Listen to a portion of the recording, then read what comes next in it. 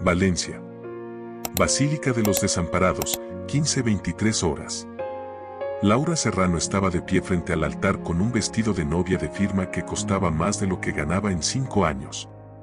A su lado, Bruno Nogales, el multimillonario más deseado de España, dueño del mayor emporio inmobiliario de Europa.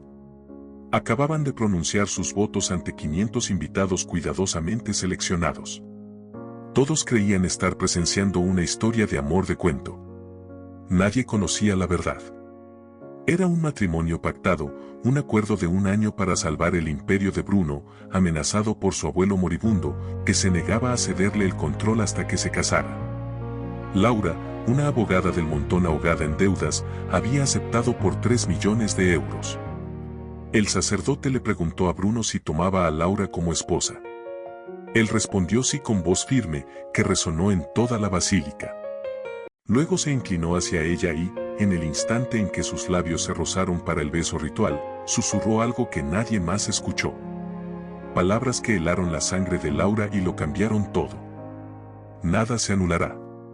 Ahora eres mía para siempre. 3 meses antes, Laura Serrano estaba al borde de la bancarrota. Su pequeño despacho jurídico en Ruzafa se hundía en deudas. Su madre estaba ingresada en el hospital con un cáncer que requería tratamientos experimentales que el seguro no cubría. Con 29 años veía cómo su vida se desmoronaba. Entonces recibió una llamada, una reunión en la sede del Grupo Nogales, en la Avenida del Puerto. Al día siguiente se encontraba en una oficina inmensa en la planta 40 y, frente a ella, Bruno Nogales en persona, 36 años, ojos color miel, traje a medida, aún más imponente que en las revistas. El heredero del holding Nogales, segundo hombre más rico de España, fue directo al asunto. Su abuelo Aurelio, 85 años y cáncer terminal, se negaba a darle el control completo de la empresa hasta que contrajera matrimonio. Sin ese dominio, su tío Sergio vendería la compañía a un conglomerado alemán, destruyendo 100 años de legado familiar. Bruno necesitaba una esposa, 1 año de matrimonio, después divorcio, 3 millones de euros, 1 al instante para los tratamientos de su madre, 2 al finalizar el pacto, a cambio. Interpretar el papel de esposa perfecta, apariciones públicas, actos sociales, convencer al abuelo, vivir en su ático, habitaciones separadas, sin contacto físico más allá de lo que exigieran las apariencias. Laura repasó el contrato de 80 páginas, frío, clínico, milimétrico. Pero 3 millones podrían salvar a su madre. Firmó con las manos temblorosas. Bruno rubricó sin mostrar emoción. Le estrechó la mano como si cerrase un negocio. Al día siguiente, 1 millón ya estaba en su cuenta. Los 2 meses siguientes fueron un torbellino, preparación de la boda, transformación completa de su estilo, clases intensivas sobre alta sociedad, ensayos para engañar a Aurelio. Bruno era siempre correcto, pero distante. Conversaciones profesionales, nunca personales, exactamente como el contrato marcaba. Aurelio Nogales se encariñó con Laura desde el primer encuentro. El anciano, frágil, le tomó las manos y le dijo, con lágrimas en los ojos, que ya podía morir en paz. Laura se sintió fatal. Aquel hombre al borde de la muerte se creía una mentira, pero ella interpretó su papel. Aurelio estaba exultante. Cedería el control total a Bruno después de la boda. Y llegó el día del enlace.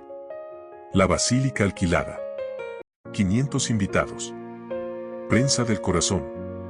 Vestido de diseñador. Rosas blancas. Orquesta. Todo perfecto, fastuoso y aparentemente auténtico. Laura se miró al espejo, hermosa, pero vacía. Era su boda, el día con el que cualquier niña sueña, y era completamente falso. Caminó por el pasillo central. Bruno en el altar, increíblemente atractivo. Intercambiaron votos escritos por terceros, palabras bellas pero huecas, anillos cambiando de manos. El sacerdote pronunció la fórmula ritual y llegó el beso. Bruno se inclinó. Sus labios se tocaron brevemente, lo justo y correcto, pero mientras se apartaba susurró las palabras que lo trastocaron todo. La recepción en el Palacio de Benicarló, champán, caviar, orquesta sinfónica. Laura sonreía, bailaba, componía a la perfección su papel, pero las frases de Bruno martilleaban en su cabeza. Nada se anulará. Ahora eres mía para siempre. ¿Qué quería decir? Tenían un contrato firmado de 1 año. Intentó captar su mirada, pero él evitaba sus ojos. El novio perfecto ante los invitados. Aurelio Nogales estaba radiante en su silla de ruedas. Le había confiado a Laura que era el día más feliz de su vida. Ella se sintió aún peor. La celebración se prolongó hasta la medianoche. Luego los recién casados se marcharon en el Maserati negro hacia el ático de Bruno en el barrio de Campanar. Vistas a las Torres de Serranos. 400 metros cuadrados, el piso más caro de Valencia. Durante el trayecto, Bruno miraba por la ventanilla. Silencio cargado. Laura no aguantó más. Le preguntó qué había querido decir con lo de la anulación. Bruno se volvió. Sus ojos color miel eran ahora intensos, casi amenazadores. Explicó con calma que las cosas habían cambiado. Su tío Sergio había descubierto su trato. Tenía pruebas del contrato, preparaba una acción judicial para demostrar el fraude. Si lo lograba, Aurelio retiraría el control. La empresa quedaría destruida. Sergio podría probar el engaño solo si el matrimonio terminaba rápido. Pero si permanecían casados, si parecían auténticamente enamorados, quizá incluso con hijos, Sergio no podría demostrar nada. Laura lo entendió. No estaba hablando de 1 año. Hablaba de modificar el acuerdo de forma permanente. Bruno había mandado preparar un nuevo documento. 5 años mínimos en lugar de 1. 10 millones en vez de 3. Si aceptaba. Si rechazaba, activaría una cláusula que le permitía recuperar el 1 millón ya entregado. Su madre perdería los tratamientos. Laura lo miró, paralizada. Chantaje. Bruno no lo negó. Eran negocios. Había firmado un contrato con cláusulas claras. Solo las estaba aplicando. Legal, frío quizá, pero legal. Llegaron al ático, subieron en silencio. Laura temblaba de rabia y miedo. 5 años de su vida, 10 millones eran una fortuna, pero ¿compensaban 5 años? El ascensor se abrió al magnífico ático. Valencia iluminada a sus pies. Decoración impecable, tan fría como Bruno. La señora Robles, el ama de llaves, los felicitó efusivamente y se retiró. Bruno condujo a Laura hasta una suite espectacular. Su habitación durante 5 años. Todo preparado, sus pertenencias ya colocadas, armario rebosante, baño de mármol, cama con vistas a las torres medievales. Laura estalló. Lo acusó de haberlo planeado todo. Bruno negó con la cabeza. No había previsto que Sergio descubriera el acuerdo, pero se adaptaba. Era lo que sabía hacer. Laura preguntó qué esperaba exactamente durante esos 5 años. Bruno respondió: que sigas interpretando a la esposa perfecta. Quizá con el tiempo un hijo mediante fecundación in vitro, un heredero para Aurelio, siempre con la compensación adecuada en el contrato. Laura sintió como las lágrimas de rabia le resbalaban por las mejillas. La habían engañado, manipulado. Bruno se acercó, le ofreció un pañuelo, dijo en voz baja que entendía que era duro, pero 5 años pasarían. Después sería libre, con dinero para toda la vida. Laura preguntó por qué hacía todo aquello, por qué la empresa era tan importante hasta el punto de atrapar a una mujer inocente. Bruno habló. Su padre había muerto cuando él tenía 10 años. Aurelio lo había criado. La empresa no era solo una compañía, era el legado de 4 generaciones. Si Sergio vendía, todo se perdería, miles se quedarían sin empleo. Un siglo de historia borrado. Por primera vez, Laura vio pasión auténtica en sus ojos. Dolor, apego a algo que iba más allá del dinero y el poder. Comprendió que no era exactamente el monstruo frío que había imaginado, solo un hombre desesperado. Pero eso no cambiaba su situación. Estaba atrapada. Bruno dijo que intentaría hacer esos 5 años lo más llevaderos posible, todo lo que quisiera, dinero sin límites, viajes, libertad casi total, siempre que mantuviesen las apariencias.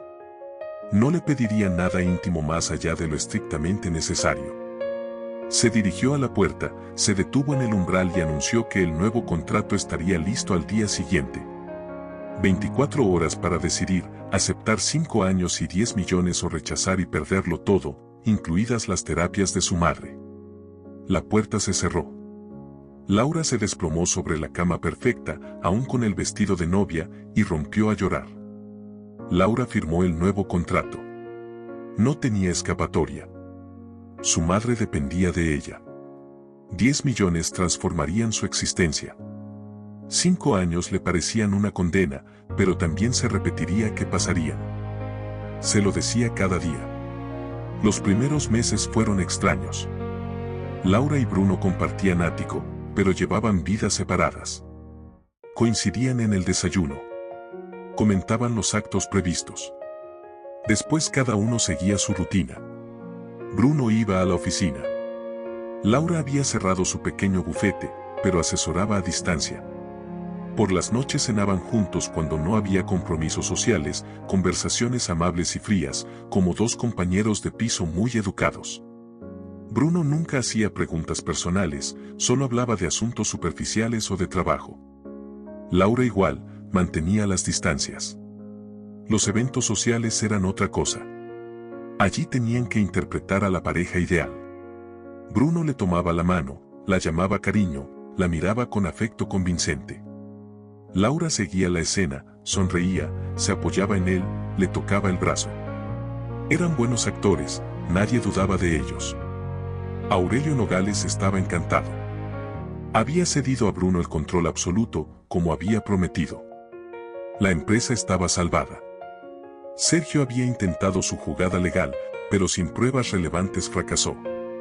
Todo iba según los planes de Bruno. Pero algo imprevisto empezó a surgir. Laura notó pequeños cambios en Bruno. Un día le preguntó cuál era su película favorita, un dato que no servía para mantener apariencias.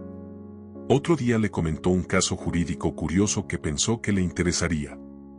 Cuando ella pilló una gripe, él canceló una reunión clave para quedarse a cuidarla. Detalles mínimos, pero Laura se fijaba. Y se fijaba también en sus propias reacciones. Se sorprendía esperando con ganas el desayuno juntos, observando a Bruno cuando no miraba, notando cómo fruncía el ceño al concentrarse, cómo golpeaba el bolígrafo cuando pensaba, cómo tomaba el café. Una noche, 3 meses después de la boda, regresaron de una gala benéfica. Laura había bebido demasiado champán. Estaba ligera, riéndose.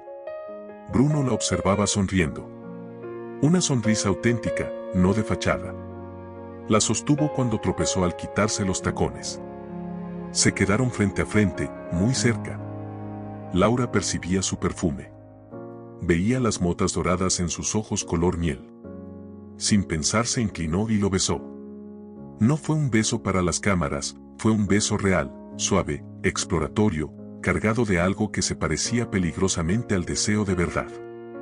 Bruno respondió durante unos segundos. Sus manos encontraron su cintura, la acercaron. El beso se hizo más profundo, más apasionado. Laura sintió el corazón desbocado. La cabeza le daba vueltas, y no era solo por el champán. Entonces, de pronto, Bruno se apartó, puso espacio entre ellos.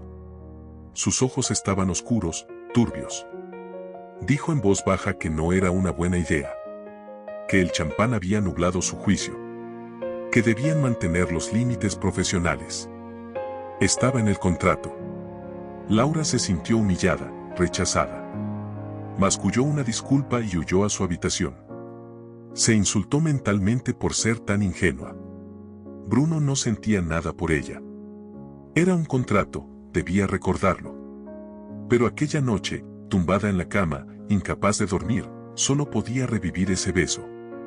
Y se dio cuenta de algo aterrador. Se estaba enamorando de su marido de pega.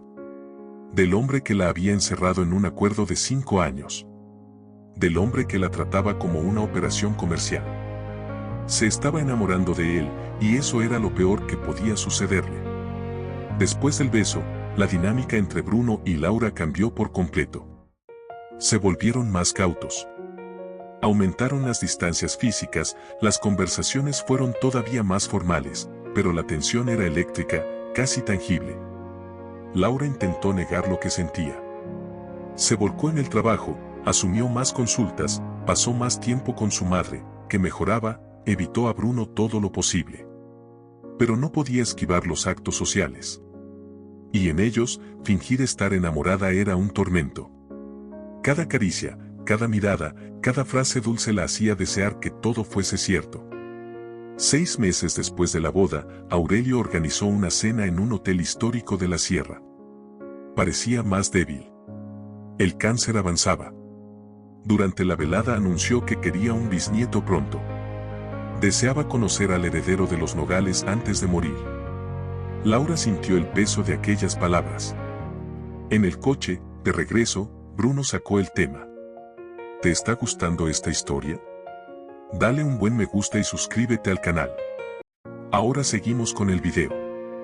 Dijo que debían plantearse la cláusula del hijo. Aurelio quizá tenía pocos meses. Podrían iniciar los trámites de la fecundación in vitro. Laura miró por la ventanilla, sintiendo las lágrimas quemarle los ojos. La idea de un hijo por inseminación, sin amor, solo por contrato, le revolvía el estómago. Preguntó si podían esperar. Bruno aceptó sin discutir. 2 semanas después, Laura descubrió algo que lo cambió todo. Trabajaba hasta tarde en el despacho que Bruno le había montado en casa. Necesitaba una grapadora. Pensó que quizá encontraría una en el despacho de Bruno. Abrió cajones, rebuscó. En el último halló una carpeta con su nombre. Era un informe de investigación sobre ella. Fechado antes de su primera reunión. Detallaba toda su vida. Pero lo que la dejó helada fueron las anotaciones manuscritas de Bruno en los márgenes. Junto a su foto, inteligencia notable. Junto a los datos sobre su madre, lealtad familiar admirable. Al lado de su voluntariado, empatía auténtica. Y al final de la última página, una nota más larga, escrita tras su primer encuentro. Peligrosa para mí. Demasiado auténtica. Debo mantener distancia. Es solo un contrato. No puedo permitir sentir nada. Oyó pasos. Bruno apareció en la puerta, vio la carpeta abierta. Sus ojos se agrandaron. Se quedaron paralizados mirándose. Luego Bruno entró despacio, cerró la puerta. No trató de negar nada. Dijo que siempre hacía investigaciones exhaustivas. Laura negó con la cabeza. Esas notas no eran profesionales. Lo enfrentó por esas palabras. Quiso saber qué significaban. Bruno guardó silencio. Luego se sentó en el borde del escritorio, se pasó una mano por el pelo con gesto frustrado y dejó caer la máscara fría. Confesó que había mentido. No sobre el contrato, sino sobre sus emociones. Cuando la conoció, se sintió atraído de inmediato. No solo físicamente, sino por lo que era, su inteligencia, su fuerza, su capacidad de compasión. Le dio miedo. Había pasado la vida levantando muros para no dejar entrar a nadie. Tras la muerte de su padre había aprendido que amar te vuelve vulnerable, así que se prohibió volver a hacerlo. Pero Laura había atravesado todos sus muros sin pretenderlo. El beso de aquella noche lo descolocó. Se dio cuenta de que se estaba enamorando de ella, de su esposa de conveniencia. Era irónico y aterrador a la vez, así que se echó atrás. Intentó mantener la distancia, pero cada día era más complicado. Laura escuchaba con el corazón desbocado. Le preguntó por qué no le había dicho nada. Bruno rió con amargura. ¿Qué se suponía que debía decir? ¿Que la había encadenado a un contrato porque la necesitaba, pero ahora se había enamorado? ¿Cómo saber si ella sentiría lo mismo? Lo más probable era que lo odiara. Laura dio un paso hacia él. El corazón le retumbaba. Dijo en voz baja que no lo odiaba, que al contrario, que también se había enamorado. Contra toda lógica, contra su propia voluntad, se había enamorado de él. Bruno la miró incrédulo. Luego se levantó despacio, se acercó, le tomó la cara entre las manos, la miró a los ojos buscando mentira. Solo encontró verdad.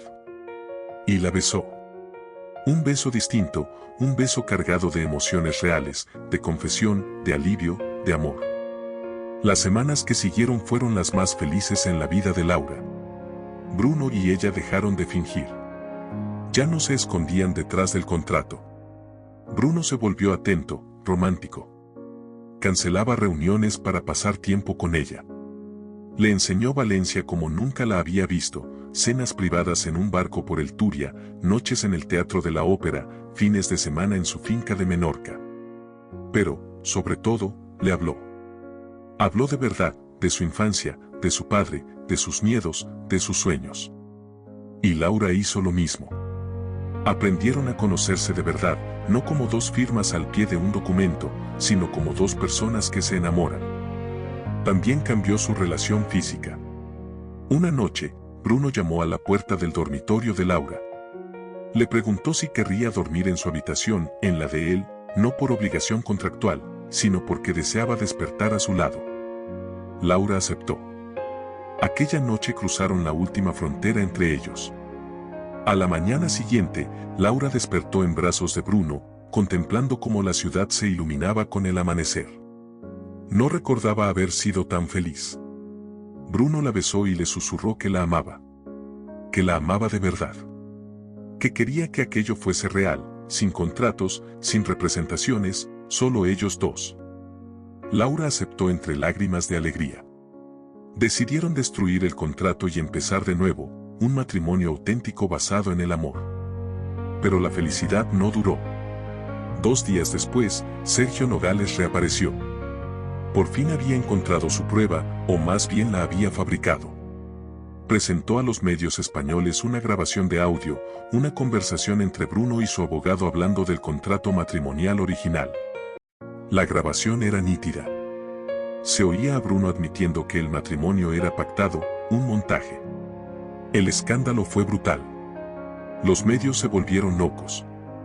El millonario y su boda falsa. La pobre abogada atrapada. Las mentiras, la manipulación. Salía en todos los informativos, en todos los periódicos. Las acciones del grupo Nogales se desplomaron. Los clientes empezaron a rescindir acuerdos. Lo peor fue que Aurelio Nogales lo vio todo. Desde la cama del hospital, donde ya estaba de forma permanente, contempló las noticias. Comprendió que su nieto adorado le había mentido, que todo había empezado siendo un teatro. El anciano sufrió un infarto. Los médicos dijeron que el shock había sido demasiado para su corazón ya castigado. Bruno llegó al hospital demasiado tarde. Aurelio estaba inconsciente. Los médicos hablaban de horas. Bruno se sentó junto a él, le sujetó la mano, lloró, le pidió perdón por unas mentiras que el viejo ya no podía oír. Laura llegó más tarde. Encontró a Bruno destrozado. Roto. Todo por lo que había luchado se estaba viniendo abajo. La empresa, su abuelo, su nombre, todo.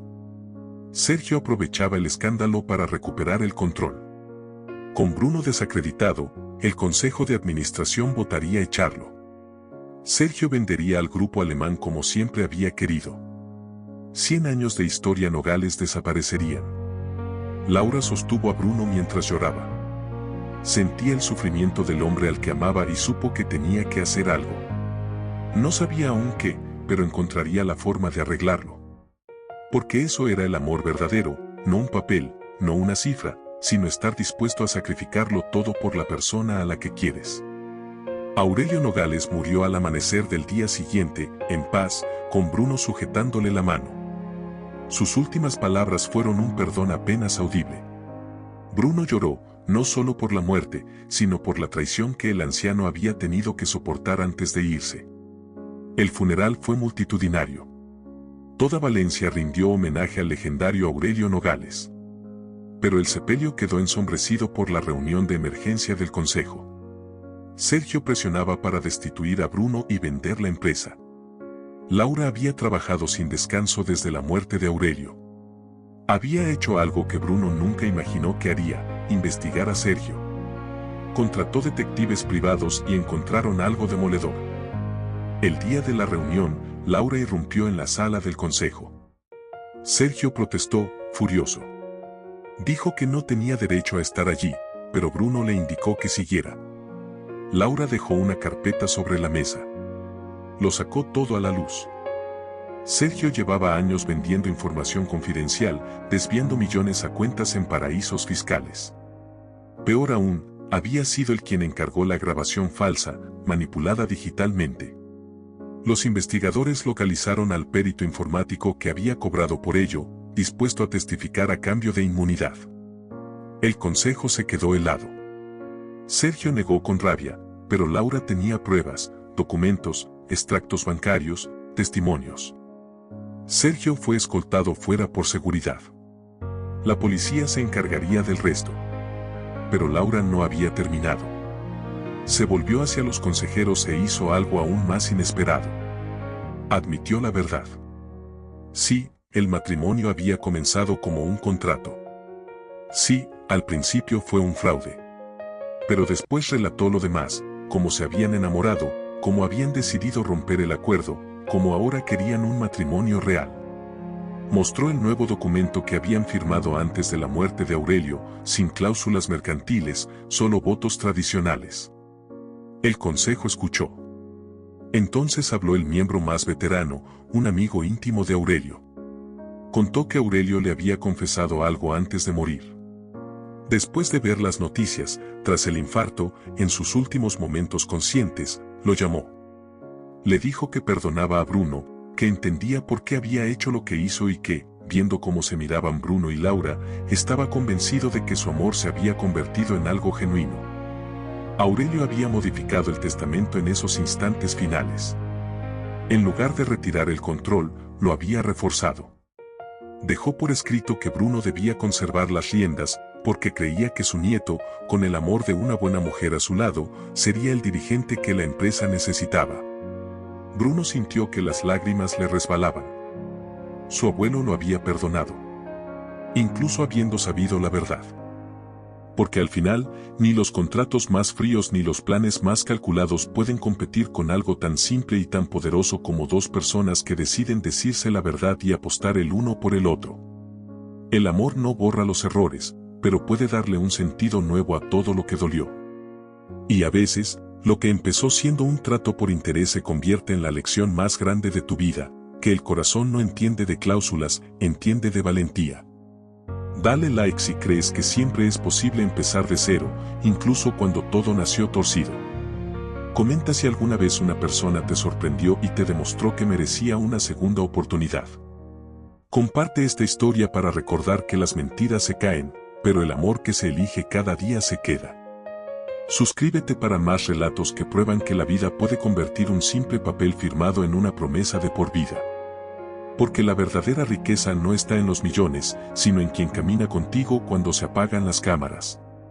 Y el éxito real no es lo que pone tu cuenta bancaria, sino a quien puedes mirar a los ojos sabiendo que no le fallaste.